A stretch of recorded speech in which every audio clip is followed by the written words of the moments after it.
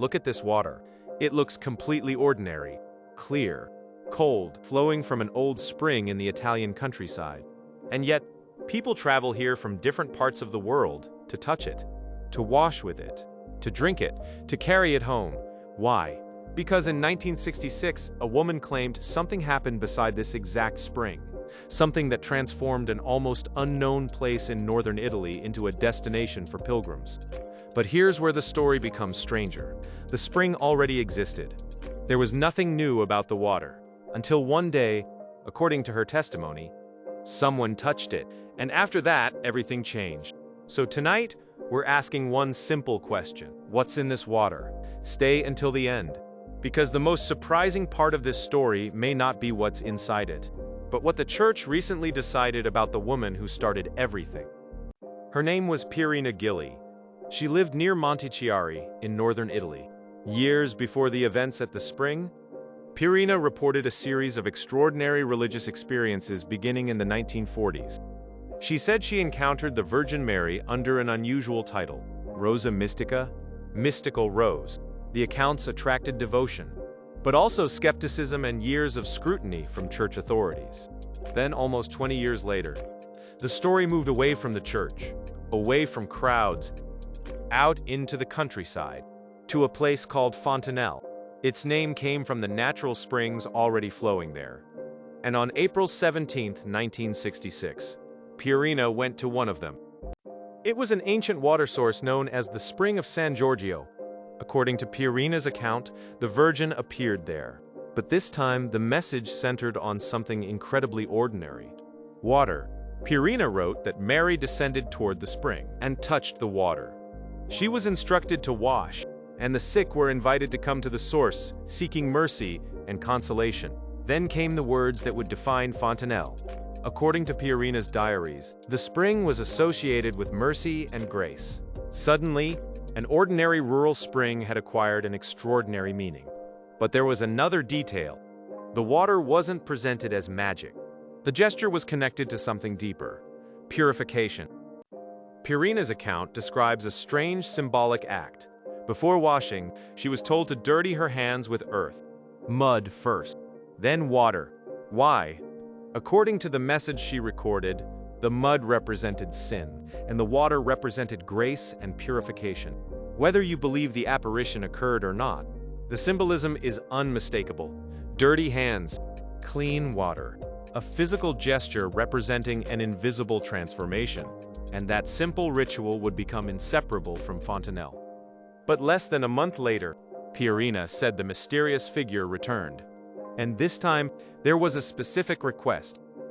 On May 13, 1966, Pierina reported another encounter. According to the sanctuary's historical account, she was asked for a basin to be created, where pilgrims, particularly the sick, could approach the water. Word spread. People began arriving. Some prayed, some washed, some drank, some carried bottles away, and eventually Fontanelle became much more than a country spring. It became a pilgrimage destination. But that creates an uncomfortable question. If people believe this water is extraordinary, has anyone proven that the water itself is extraordinary? And here's where we have to separate faith from evidence. There is no scientific finding establishing that the water contains a supernatural healing substance. The spring is a natural water source. Calling it miraculous in a scientific sense would go beyond what can actually be demonstrated. People's testimonies belong to another category. They tell us what individuals experienced and what they believed those experiences meant. That's important, because mystery doesn't require us to exaggerate the evidence. The fascinating fact is already there, decades after the events. People continue coming to an ordinary-looking spring because of what they believe happened beside it.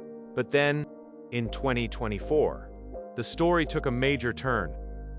For decades, the experiences reported by Pierina Gilli remained the subject of ecclesiastical discernment. Then, on July 8, 2024, the Bishop of Brescia issued a decree following the agreement of the Vatican's dicastery for the doctrine of the faith. The judgment was nihil obstat. Essentially, no doctrinal obstacle was found to devotion connected with Pierina's spiritual experience. But there's an important distinction. This does not mean the Church scientifically certified the water as miraculous. Nor does it constitute a definitive declaration that every reported apparition was supernatural. Rather, the faithful are permitted to approach the devotion while maintaining that distinction. And strangely, that may make the story even more interesting, because after decades of uncertainty, Fontanelle remains a place where faith and unanswered questions coexist. Now return to our original question. What's in this water? Perhaps chemically. Nothing extraordinary at all. And maybe that's the point. The mystery of Fontanelle isn't necessarily hidden inside a molecule. It's in what happened around the spring. A woman claimed Mary touched the water. Pilgrims began arriving. The sick came seeking consolation. Decades passed. Pierina died in 1991. Yet the people kept coming.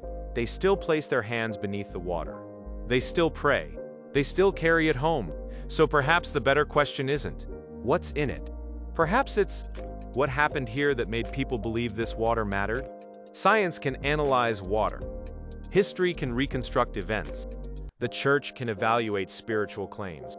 But none of them can decide what you believe happened at Fontanelle. And that's why, nearly 60 years later, the water is still flowing, and the mystery hasn't dried up. This is Divine Eternal Stories. We investigate the places where history, evidence, mystery, and faith collide without asking you what to believe. If you want to discover more forgotten Christian mysteries hidden across Italy and the world, subscribe. Because somewhere else, another spring is flowing, another story is waiting. And next time, we're going to follow the water.